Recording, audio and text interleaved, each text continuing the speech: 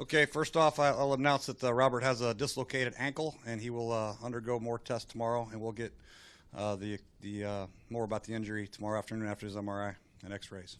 But we don't know the length of time that he's going to miss as of today. We'll know more tomorrow. Deshaun Jackson has an AC joint sprain. He's going to be day-to-day. He landed on his shoulder. He's a little sore right now, obviously, but we'll see how he is for next week. And then Roy Halou had a quad strain. He's going to be day-to-day also. Anything else? Laval, he has knee inflammation a little bit. He's going to be okay. He'll be day-to-day, it looks like.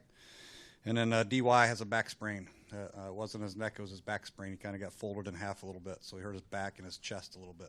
But it looks like he'll be day-to-day. Anything on Andre Roberts? Looks like he came off a little hot. Yeah, he's okay. I don't know what happened. He tried to cut off the backside on the block and, I don't know, got stuck in the turf. But he's going to be okay. He finished the game.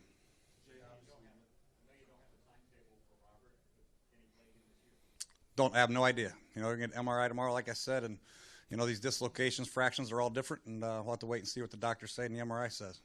Jay, obviously you have a guy in Kirk who's proven to run the offense, who's comfortable with what you see him do in practice. From a coaching standpoint, that's got to make you feel like you're obviously not happy about the situation, but there's a certain level of confidence in what you still got. Yeah, Kirk's had a great training camp and a great off season, and we feel good about our two quarterbacks, and that's why we wanted to keep Kirk here. He's a heck of a quarterback, and good quarterbacks are hard to find. We're sick about Robert. Robert started out the game hot and was running around, had some great energy, and it's very unfortunate. And put a lot of effort and time and mental anguish to get ready for this season and really have a bounce-back year. But, things happen in pro football. Starters get hurt. Backups have to come in. This is an extreme circumstance, but Kirk is more than ready to take over. It changes. Yeah, it changes considerably. We have a group of plays, obviously, that are really good for Robert that aren't so good for Kirk, as we all know. We start out running a couple of zone reads and had some success, and then obviously when Kirk comes in, we can still run them, but they're just not quite as good. Jay. Yeah. Did the doctors even give you a best-case scenario, like the shortest amount of time Robert could be out? No, I don't want to get my hopes up or hopes down. I'd rather wait. I don't want to hear any scenarios until I find the final results on the X-rays and the MRI. But Jay, conversely, though, I'm sorry.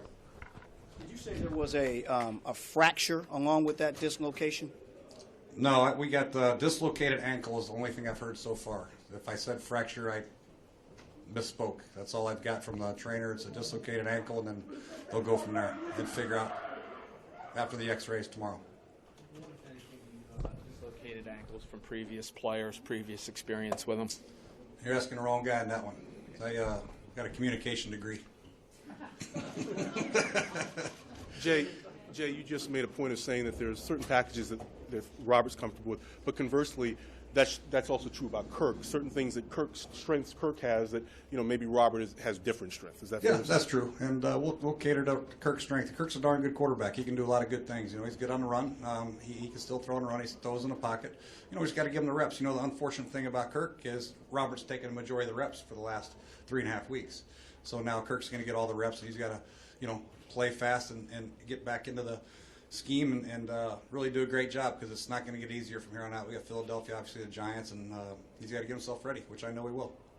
Coach, did you have a conversation with Robert in the locker room at halftime at any point up until now? What was his frame of mind? Well, he's obviously very disappointed. He's sick. Everybody knows what kind of competitor Robert is, and he wants to do great things, and he had a sight set on a great year. A magical year, so to speak, and when you get hurt and your season gets cut short, it's devastating. People don't understand how much time and work goes into being a starting quarterback in the National Football League, and it's not easy by any stretch. And I know he's sick about it. I'm sick about it for him, but he will get well, and he will get well as soon as he can, and he'll probably beat all the odds and probably, be back quicker than anybody in the history of a dislocated ankle. But we're sick about it, but now we have to move forward, and that's what you do in the NFL. When people go down, you have to have good backup plans, and that's why Kirk's here. We feel very strongly about his role as a quarterback. Kirk Cousins steps in first for a touchdown. What does Kirk do correctly to prep for those positions? Because that's not easy to do. No, it's not easy to do when you don't get the reps, but that's what backup quarterbacks have to do. They have to pay attention to meetings, and the reps they don't get, they have to get them on the mental side of it, and they have to pay attention when we're talking to Robert, and you got to act like you're getting all the reps when you're not out there. But Kirk's a true pro. He's handled being a backup like a pro. he's waited patiently, and now his time's going to come to really take this thing and run with it. You mentioned, Coach, the zone read. You ran a few of those today before Robert got hurt. Was that more about you felt that would work against the Jaguars, or is there some level of recognition that this is an important part of Robert's game? Both. You know, he game plan and zone read actually is better against some teams than others, and we felt very strongly this was a good team to run it on. But, you know, and plus it is good for Robert's skill set. Obviously, he's very fast, and he does a nice job of reading those ends or backers, whoever he's reading, and does a nice job. But, you know, when he went out and we had the lead and only one quarterback on the roster, I thought it was important not to put our Kirk into harm's way running a zone read because our third quarterback was Andre. He hadn't taken many snaps at quarterback. Jay, obviously we've all focused on the offense and the quarterback, so your defense had 10 sacks today. Mm-hmm. Just talk about the impact that had on the game. That was great. You know, the defense was unbelievable. 10 sacks, Ryan Kerrigan had 4, created a turnover, and, you know, when we get a lead, and I said it before, I said it to our defense, we get a lead, we give our defensive lineman a chance to rush the passer. We got some guys that can get after it. Kerrigan, Rackpo, I felt his presence out there. Obviously, Hatcher, I felt him a lot. Chris Baker, I felt out there. I even felt Frank Kirsch had a couple pressures in there. So, and obviously Perry Riley on his blitzes, and Ryan Clark had a blitz sack. So, you know, everybody's getting involved, and they all feel the momentum, and they all feel like we got a great opportunity to do some great things from a defensive standpoint as long as we, you know, get teams in third down and long and get a lead, which we did today. Yeah, Coach, I think for some of us watching, it was difficult to immediately concentrate on the game, seeing Robert, you know, lying there for so long, motionless. From your point of view, was it a challenge as coach to keep your mind on the field? This is what you have to do. Unfortunately, it sounds like it's cold, but it's not. You know, when a guy goes down, and it's a very tough physical football game, and that's why we dress 46 guys. You know, we have to almost anticipate certain guys getting down, and you have to plan for their backups getting an opportunity. And, you know, when one's like your starting quarterback, it's something that you don't expect to happen, but once in a while it does. And unfortunately for Robert, it happened. And, you know, Kirk, he's been chomping at the bit to get an opportunity to play, and now he's got it. Coach, with all these injuries, you're going to need backups for the backups, not knowing if Deshaun will be ready to go for Sunday. With Andre Roberts playing that number 2 spot and being incredible on special teams, is there consideration about making cuts or adding someone? No, we have a great group. You know, we got Santana didn't even dress today, so Santana steps right up. Ryan Grant had some great plays today. He moves up to number 3. Aldrich, who's I feel like is a good receiver. He's 4, and then Santana will come in there and compete also. So we were covered at the wide receiver position if Deshaun can't go. Coach, do you feel like, I mean, I know some coaches, when they talk about their backup quarterbacks, they talk about limitations, but I get the sense that you feel you could win any ball game with Kirk Cousins. Is that a fair assessment? Yeah, it is.